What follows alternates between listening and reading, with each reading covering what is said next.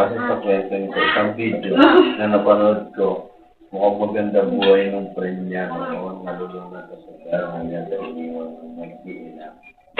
At may binanta na yung bahay niya na binalik-balikan niya pa rin hanggang ngayon. Patay tayo. May nagbabantay. Ano? Kayo lang nakain? Ba't sinabi mo makakain ka na? Ha? Grabe naman kayo. Nakakaunsin ba to? O, yan pa. Hindi ba? Grabe.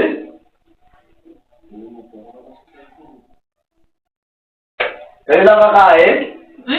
Cellphone ka mo. Wala kang ginawa kung di mo cellphone eh. Grabe naman. Mag-cellphone ka na lang doon. Kainin mo yung cellphone mo. Kakain na ako. Huwag na. Mag-cellphone ka na lang. Nakain ka pa? Mag-cellphone ka na lang doon. Nakain ka pa eh. Durug-durug naman yung repolyo. Nalito ko yan. Connect. Kakain ka pa. Connect. Wala ba ako upuan dyan? Mga friends? Baka naman.